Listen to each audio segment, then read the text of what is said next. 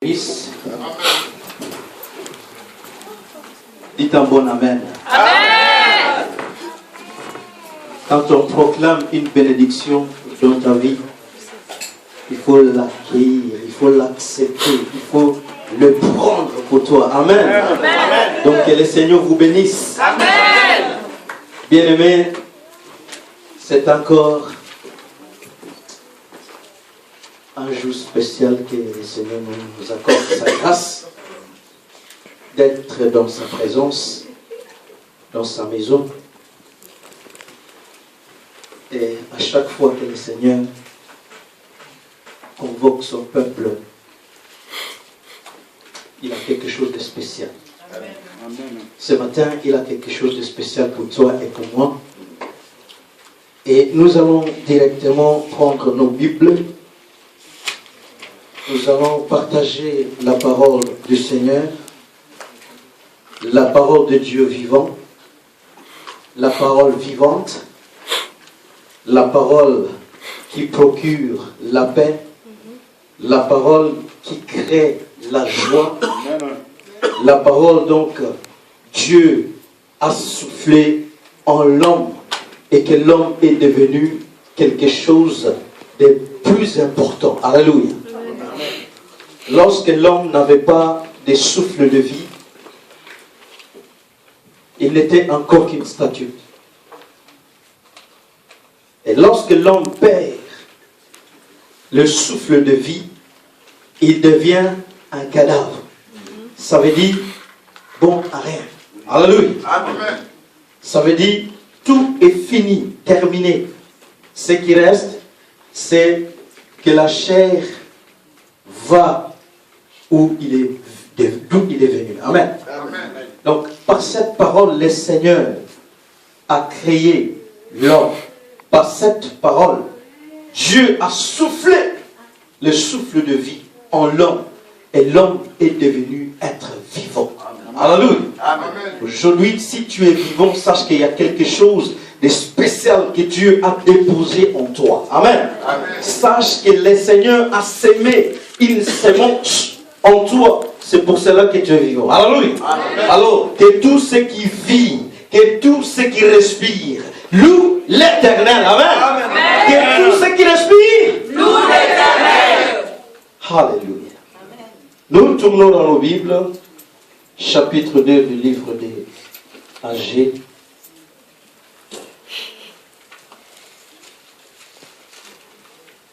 Chapitre 2, livre des Agées. Nous allons commencer à partir du verset 2. Et nous allons terminer au verset 9. Je demanderai à Papa Petit qui va nous lire la parole du Seigneur. Agées chapitre 2, verset 2 à 9. Et bien aimé, je voudrais que nous sachions une chose. Que si nous sommes comme la plupart des gens qui vivent dans le monde d'aujourd'hui, nous sommes entourés par beaucoup d'activités. Nous sommes entourés par beaucoup de responsabilités. Nous sommes entourés par des choses qui demandent de notre temps constamment. Alléluia. Amen. Et ces choses, parfois, envahissent même notre propre programme de tous les jours. Ça, parfois, ça empêche même le bon fonctionnement de ta vie de tous les jours. Et nous allons voir quelque chose qui m'a trop touché, et quand il m'a interpellé, je dis que c'est quelque chose que le Seigneur veut que nous puissions partager ensemble. Alléluia. Amen. Et si nous sommes tous là, nous allons lire la parole de Dieu. Agées chapitre 2, versets 2 à 9. Et lisons ensemble avec Papa Mouti. J'ai lu la parole du Seigneur. Amen. Agées chapitre 2, versets 2 à 9 nous dit ceci. Parle à Zorobabel, fils de Zeltiel, gouverneur de Juda, à Josué, fils de Josadak, le souverain sacrificateur, et au reste du peuple, et dis-leur, quel est parmi vous le survivant qui ait vu cette maison dans sa gloire première? Et comment la voyez-vous maintenant? Telle qu'elle est. Ne paraît-elle pas comme rien à vos yeux? Maintenant, fortifie-toi, Zorobabel, dit l'Éternel, fortifie-toi. Josué, fils de Josadak, souverain sacrificateur, fortifie-toi, peuple entier du pays, dit l'Éternel, et travaille, car je suis avec vous, dit l'Éternel des armées. Je reste fidèle à l'alliance que j'en ai faite avec vous quand vous sortîtes de l'Égypte, et mon esprit est au milieu de vous. Ne craignez pas, car ainsi parle l'Éternel des armées, encore un peu de temps, et je branlerai les cieux et la mer, la terre, la mer et le sec. J'ébranlerai toutes les nations, les trésors de toutes les nations viendront, et je remplirai de gloire cette maison, dit l'Éternel des armées. L'argent est à moi, et l'or est à moi, dit l'Éternel des armées. La gloire de cette dernière maison sera plus grande que celle de la première, dit l'Éternel des armées. Et c'est dans ces lieux que je donnerai la paix, dit l'Éternel des armées. Amen. Amen. Amen. Acclamons la parole de Dieu.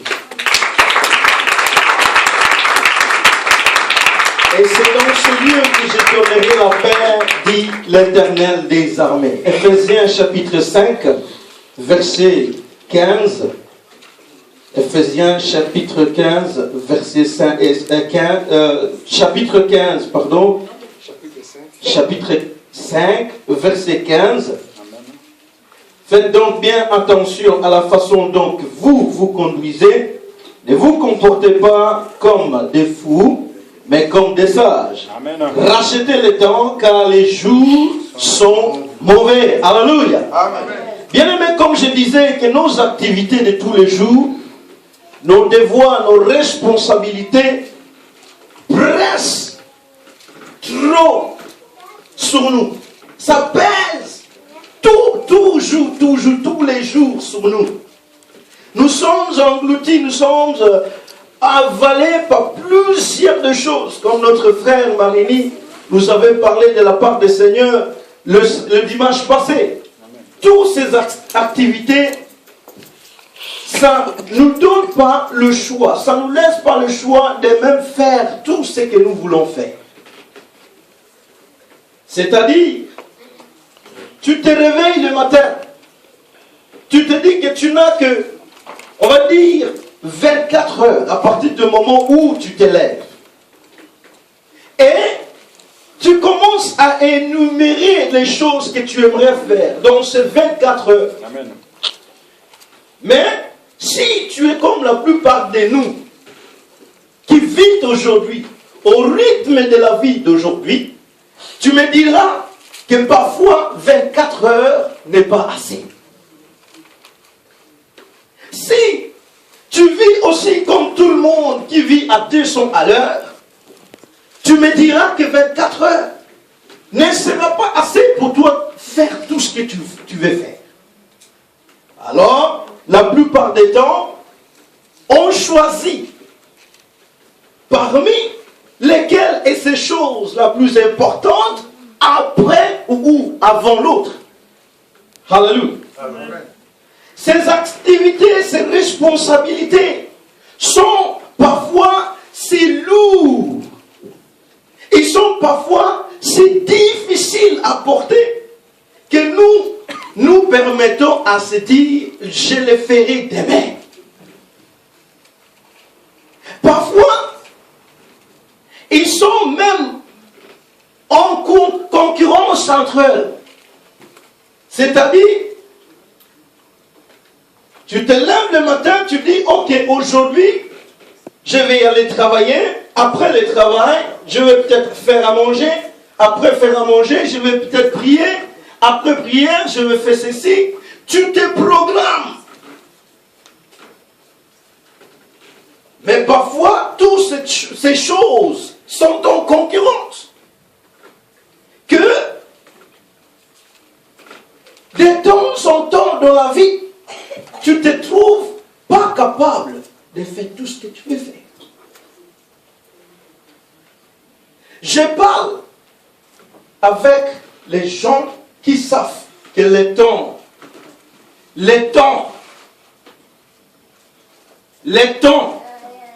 que les Anglais appellent time est très important. Chaque minute de ta vie est très important. Important dans le sens que lorsqu'on compare la vie que nous vivons sur terre, surtout les enfants de Dieu, qui savent très bien que nous avons une vie temporaire sur terre. Tant dans le sens que si nous comparons le temps que le Seigneur nous donne sur terre, n'est pas comparable au temps que le Seigneur a réservé en éternité. Tant dans le sens que lorsque nous vivons aujourd'hui, nous qui sommes enfants de Dieu, nous sommes conscients que le temps que nous avons sur terre n'est pas éternel. Et que dans le temps que nous avons, le Seigneur a placé des choses, nous a dit des choses que nous devons faire. Je vais y arriver. Tant dans le sens que tu es né, tu grandis, tu deviens peut-être une maman, un papa. Et durant tout ce temps que tu as vécu, il y a parfois les choses que tu te dis, j'aimerais faire, j'aimerais accomplir. Quand j'étais encore enfant, j'avais des rêves que je voudrais accomplir. Je disais, when I grow up, I want to be a doctor. Ça veut dire, quand je grandirai, je vais être un docteur. Bon, aujourd'hui, je ne suis pas médecin. Mais c'était un rêve quand j'étais enfant. La plupart des enfants ont des rêves. Et toi, maman, je sais que quand tu étais petite aussi, tu te disais, j'aime serrer ça. Il y en a que leur rêve s'est accompli déjà. Gloire à Dieu. Mais bien aimé, où je vais en venir? J'aimerais que tous ensemble, nous comprenions que le Seigneur nous a accordé une grâce d'avoir une vie sur terre. Et que si le Seigneur t'a accordé cette vie, c'est pour une cause précise. Alléluia. En tant qu'homme, en tant que femme, tu dois parfois te poser les questions. Pourquoi étais-je créé? Pourquoi est-ce que j'étais né? Je sers à quoi? Et quand on se pose ce genre de questions, nous trouvons la réponse. Pourquoi? Parce que nous commençons à agir consciemment que nous avons une raison d'être. Alléluia. Bien-aimé, je suis persuadé qu'aujourd'hui, toi et moi, comme la plupart de tout le monde, de monsieur tout le monde ou madame tout le monde, lorsque tu mets ton cœur à faire quelque chose, tu aimerais que cela soit parfait. Lorsque tu commences quelque chose, où tu mets ton cœur à le faire, tu aimerais que cela soit parfait. Alors, pour que ce soit parfait, tu dois travailler envers la réalisation de ce que tu as dans ton cœur. Bien-aimé, la Bible nous dit, dans le livre d'Éphésiens chapitre 5, prenez donc garde de vous conduire avec conception, pas comme des insensés, mais comme des sages. Et verset 16, il dit, rachetez le temps, car nos jours sont mauvais. La parole de Dieu nous met en garde. Il parle encore des temps. Les temps que nous vivons. Pas les temps qui fait tic-tac. Il ne parle pas dans le sens des minutes, des heures et des secondes. Il parle de l'actualité. C'est-à-dire le moment où nous vivons. Les temps que nous vivons sont mauvais. Alors, qu'est-ce que nous devons faire?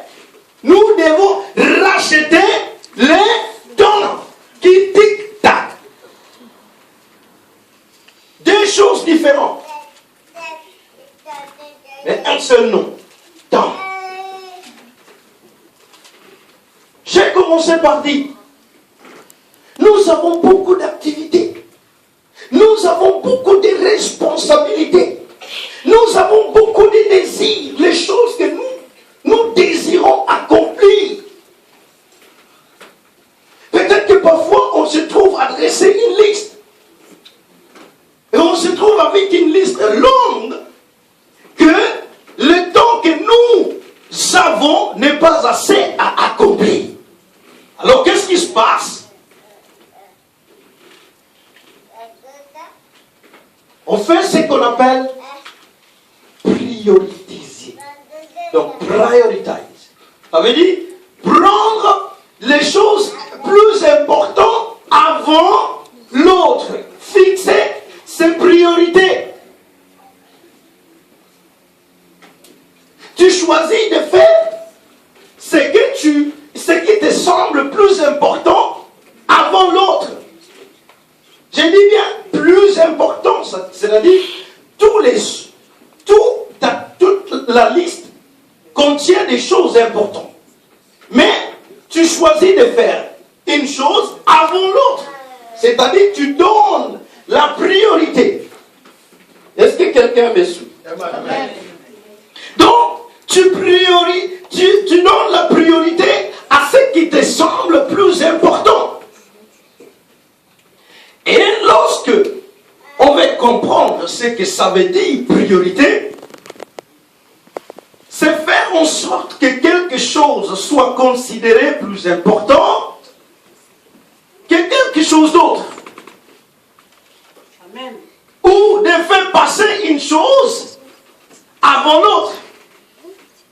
Ou faire précéder une chose dans le temps.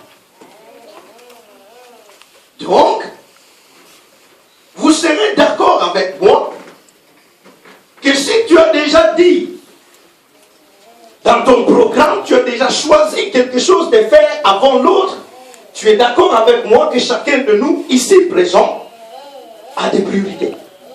Amen. Amen. Je répète. Tu serais d'accord avec moi que chacun de nous ici, aujourd'hui présent, a des priorités. Tu te dis, ok, j'aimerais m'acheter une maison. Mais avant de m'acheter une maison, je dois épargner. Alors qu'est-ce que tu commences par faire? Tu commences par épargner. Pourquoi? Parce que la priorité, c'est d'épargner avant d'acheter la maison. C'est cela qui va te permettre d'acheter la maison. Tu priorises. Tu fais passer quelque chose qui te semble plus important avant l'autre. Bien que toute ta liste contienne des choses tout mais tu choisis de faire une chose à la fois. C'est ce que moi j'appelle priorité. Alors aujourd'hui, le Seigneur veut nous parler de priorité en tant qu'enfant de Dieu. Priorité en tant qu'enfant de Dieu, racheté, appelé. Marquez la différence. Tout ce que je viens de citer, c'était l'exemple de la vie de tous les jours. La vie de tous les jours nous demande de prioriser, de faire une chose avant l'autre pour que ça se passe bien.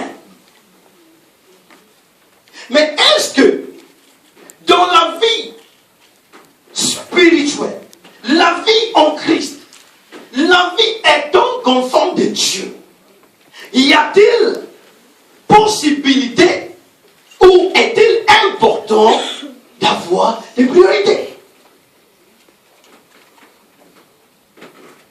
Bien-aimés, la parole de Dieu, où on a lu dans le livre Agé, nous parle de cette époque où les enfants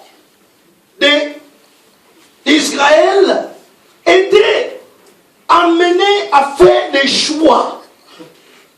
Ils étaient obligés de faire les choix par les circonstances de l'époque. C'est-à-dire, je vous donne un peu d'histoire. Agé et Zacharie, ils ont vécu plus ou moins en même époque. On est aux environs de 520 avant Jésus-Christ. Et c'est une époque où le Seigneur avait infligé dans le pays beaucoup de souffrances. C'est-à-dire, il avait permis que les enfants, à cause de leur rébellion, puissent réfléchir et comprendre que Dieu veut de ces gens une vie de réussite. Il voulait de ces peuples une vie de paix. Il voulait de ces peuples une vie de victoire. Mais parce qu'ils avaient rébellé contre Dieu. Parce qu'ils avaient refusé d'écouter Dieu, alors Dieu les a abandonnés. Dieu les a laissés entre les mains des famines, entre les mains de leurs ennemis, entre les mains d'échecs. Et cela, entre parenthèses, nous montre combien Dieu tient à ce que nous soyons obéissants. Leur désobéissance a conduit ce peuple à un moment de sécheresse, à un moment sans Dieu, à un moment d'échec après échec. Bien-aimé, sans Dieu égale échec. Dites Amen. Amen. Voilà donc cette époque, les enfants d'Israël racontent des difficultés. Difficultés financières, difficultés sociales. Et ils sont obligés, écoutez bien, ils sont obligés de fuir leur pays. Ils sont obligés de tout abandonner. Comme je dis tout, c'est tout. Et je voudrais que nous comprenions que à cette époque-là, c'était aussi le moment marquant de l'histoire des peuples de Juda, parce qu'ils étaient en train de construire à Jérusalem le temple de Dieu. Bien-aimés, ces gens qui étaient occupés à reconstruire le temple qui a été dévasté après l'attaque. Donc, ils se peuple a travaillé pour pouvoir reconstruire ce temple. Mais, à cause des difficultés, à cause de leur état social, ils ont tout abandonné, y compris la reconstruction des temples du Seigneur. Je parle avec les gens qui comprennent que nous sommes enfants de Dieu. Alléluia. Amen. Si tu es enfant de Dieu, tu m'écoutes. Amen. Donc, ils ont décidé d'abandonner tout, y compris la reconstruction du temple du Seigneur. Et la parole de Dieu nous dit que le Seigneur vient les visiter. Malgré le fait que le Seigneur les avait déjà donné le temps de réflexion. Malgré le temps que le Seigneur les avait accordé encore l'opportunité de se racheter. Malgré le fait que le Seigneur avait encore interpellé par le prophète Zacharie, mais ces gens n'avaient pas encore compris. Alors, le Seigneur envoie son prophète. Il envoie Agé. Il dit, va voir le gouverneur. Va voir le gouverneur. Convoque le sacrificateur. Parle-le. Alléluia. Parle-le. Qu'est-ce qu'il leur dit? Il demande, verset 3, quel est parmi vous, les survivants, qui a vu cette maison dans sa gloire première? Il pose la question. Quel est parmi vous qui a vu cette maison dans sa gloire première? N'oublions pas que c'est une époque où ils ont des difficultés et ils ont abandonné la reconstruction de la maison de l'Éternel. Alors, l'Éternel envoie son serviteur pour aller leur demander, qui est parmi vous les survivants? Survivants. Cela doit nous montrer clairement que oui, c'est vrai qu'il y avait quand même les survivants. Les autres, ils étaient déjà partis, mais il y en avait un nombre qui était resté. Et il vient s'adresser à ces peuple. Il les demande, qui est parmi vous les survivants qui a vu cette maison dans sa gloire première? Et comment voyez-vous la maison maintenant? Telle qu'elle est, ne paraît-elle pas comme rien à vos yeux? Je reviens un petit peu en arrière. Une époque où le peuple de Dieu sont dévastés. Où le peuple de Dieu se sont coincés. Ils se sont fixés. Ils se sont lourds par le fardeau qui est sur eux. Ils veulent pouvoir pour les familles, mais à la famille. Ils veulent travailler, mais il n'y a pas de travail. Ils veulent reconstruire le temple, mais au lieu de reconstruire le temple, je dois faire tout pour pouvoir trouver quelque chose pour ma famille à manger. Alors, il se trouve entre des choix à faire.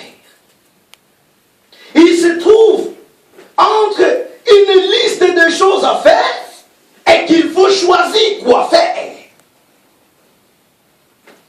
Difficile à comprendre, mais que l'Éternel nous aide. Le peuple de Dieu, ils étaient en train de reconstruire le temple qui a été dévasté. Mais même époque, même temps, en même temps, les difficultés de la vie les appellent.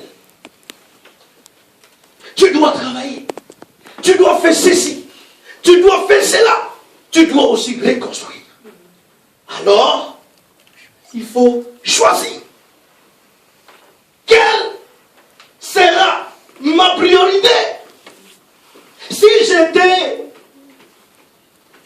à cette époque-là, je suis sûr et certain, bien-aimés, sans mentir, j'aurais d'abord allé chercher à manger.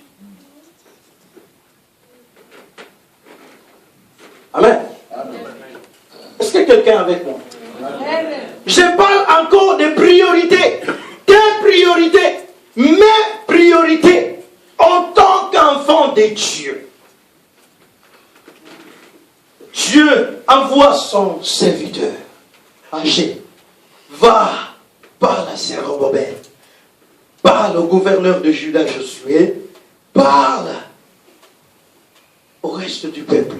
Quel est parmi vous le survivant qui ait vu cette maison dans sa gloire première? Il pose une question. Parce que ces gens avaient vu la gloire des temples de l'Éternel. Bien aimé, ce temple a été fait par des richesses pas possibles. Ils étaient faits, la Bible énumère toutes sortes de pierres, toutes sortes toute la quantité d'or et de l'argent qui était utilisé pour construire ce temple. Il était merveilleux. Mais malgré le fait qu'il était merveilleux, ça a été dévasté, dérobé parce que les enfants de Dieu avaient choisi d'adorer d'autres dieux. Et comme Dieu ne partage pas sa gloire, il n'a pas permis les enfants de Dieu de rester dans cet état. Il a envoyé, il a permis aux ennemis de dévaster le peuple d'Israël. Et Jérusalem se trouve entre les mains des ennemis. Et comme les ennemis ne croient plus à notre Dieu vivant, qu'est-ce qu'ils font? Même les temples de notre Dieu vivant, dévastés. Le peuple qui vivait à Jérusalem était pris en captivité. Mais Dieu merci, parce qu'il y en avait des survivants. Il y en avait qui ont resté à Jérusalem. Et que malgré la captivité de leurs frères, de leurs sœurs, ils sont restés à Jérusalem.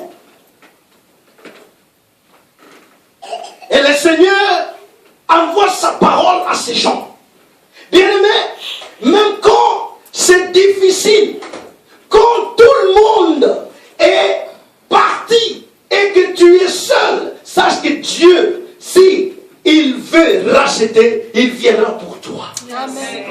Tu peux rester seul, mais Dieu qui rachète, il va te racheter. Amen. C'est pour cela que on dit tous les jours que même si j'étais le seul sur terre, Dieu aurait envoyé son fils Jésus. Amen. Amen. Amen. Donc, le temple à Jérusalem est dévasté. Les survivants, ils sont là. Ils sont partagés entre la vie quotidienne et la reconstruction des temples de l'Éternel. Ils tiennent toujours, bien aimé, n'oubliez pas, ils tiennent toujours à la reconstruire. Mais seulement, il y a d'autres choses qui les appellent. Seulement, il y a encore d'autres activités qui les appellent. Il y a d'autres responsabilités qui pèsent sur eux. Alors, il faut choisir. Alors, eux, ils ont abandonné la reconstruction. Pourquoi? Parce que les choses de la vie semblaient plus importantes à leurs yeux. Alors, Dieu a vu, avec tristesse, il envoie son serviteur. Il dit, va dire au reste du peuple, ceux qui sont là, demande-les, qui a vu la gloire de ses premiers raisons. À cette époque, il continue à dire maintenant, fortifie-toi, Zérubabel, et dis, fortifie-toi, Zérubabel, dit l'Éternel, fortifie-toi, Josué, souverain sacrificateur, fortifie-toi, peuple entier du pays. Il envoie sa parole aux survivants. En anglais, ça se comprendrait mieux quand on dit remnant. Ça veut dire, tu manges les pains. Et il y a des petites miettes qui tombent. C'est ça qu'on appelle remnant. C'est-à-dire, c'est incomparable au pain que tu manges. C'est plus petit que le pain que tu manges. Mais Dieu vient s'adresser à qui? Au plus petit qui reste. Au remnant. Il vient s'adresser à eux, il les dit. Écoutez bien, verset 4. Fortifie-toi, peuple entier du pays, dit l'Éternel, et travaillez, car je suis avec vous. Amen. Il ne leur a pas demandé, non, allez-y d'abord chercher à manger.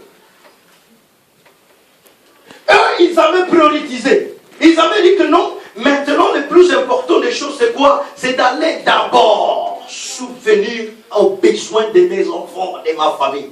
Je ne dis pas que c'est mauvais, bien aimé. Hein? Mais il faut savoir faire le choix. En tant qu'enfant de Dieu, tu as le choix à faire. Amen, amen. Amen. Ce n'est pas fini. La parole de Dieu s'adresse à ce peuple. Il dit, travaillez. Il ne parlait pas d'aller travailler pour de l'argent. Il disait, il s'adressait à ce peuple concernant les quoi? Les temples de l'Éternel. Alors il leur demande, travaillez. Et il ne s'arrête pas ça. Il ne s'arrête pas là. Il dit pas seulement travailler, point. Il dit, travaillez. Car, est-ce que vous lisez vous? Car je suis avec vous. Amen. C'est-à-dire, l'Éternel est avec toi. L'Éternel est avec moi. Quand il me demande de faire quelque chose, il ne me le demande pas parce qu'il veut que je souffre seulement. Non. Il me demande et au-delà de ça, il est avec moi. Il le fait avec moi. Amen. Alors, il demande, travaillez. Verset 5 m'a touché, bien aimé. Il dit, je reste fidèle à l'alliance que j'ai faite avec vous. Quand vous sortez de l'Égypte, et mon esprit est avec vous. Dieu fidèle qu'il est, il dit, travaillez. N'est-ce pas Dieu voyait les difficultés des temps? N'est-ce pas Dieu savait qu'il devait faire cela et cela et cela? Mais il les demande d'abord de faire quoi? Travailler dans les champs de l'Éternel. Frères et sœurs, c'est important. Écoutez bien, la parole de Dieu déclare que cherchez d'abord le royaume de Dieu, des cieux et sa justice. Et tout.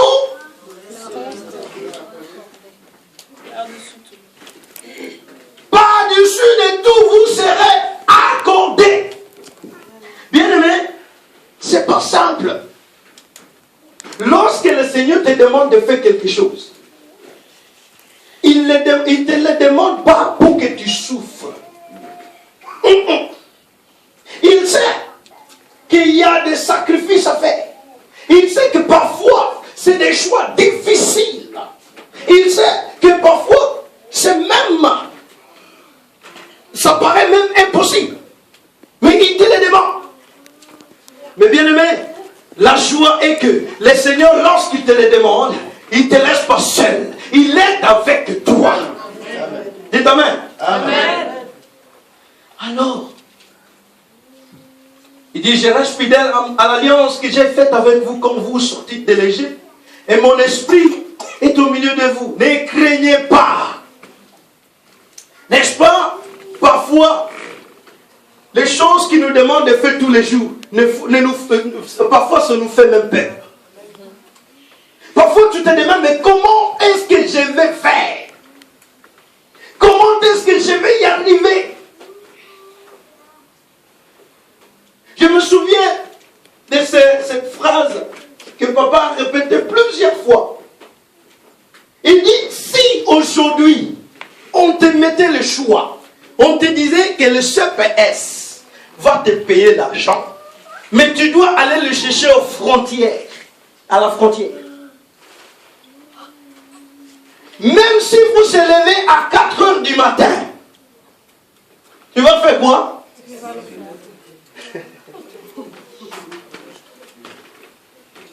Tu vas te lever pour aller chercher cet argent.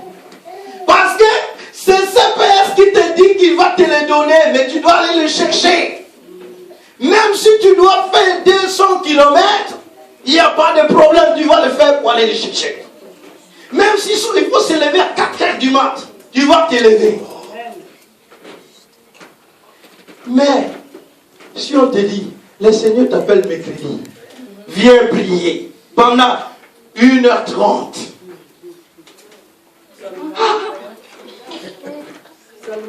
J'ai mon feuilleton. J'ai mes cours. Je dois étudier. Je dois faire à manger. Je dois faire ça. Je dois... Là, à ce moment-là, tu as beaucoup de choses à faire. Et le jour de ce père, tu as annulé tout, non? Priorité, bien-aimé. Yes. Ça revient, priorité. Une étude a montré que un Européen normal, c'est-à-dire Européen moyen, il dort 7 heures par nuit. 7 heures, au moyen. Alors, ils étaient en train de comparer. Et se dit, entre 7 heures et 24 heures, quelle est la ratio? Quel est le pourcentage? Ils disent que alors l'homme a beaucoup de choses à faire, mais la chose qu'il donne à son temps, plus que tout, c'est le sommeil. Dormir. Bien aimé, comprenez. Si le Seigneur nous parle ici tous les jours, c'est pas pour rien. Il nous avait parlé de sommeil. Il nous avait parlé des choses qui nous a fait quoi? Avaler.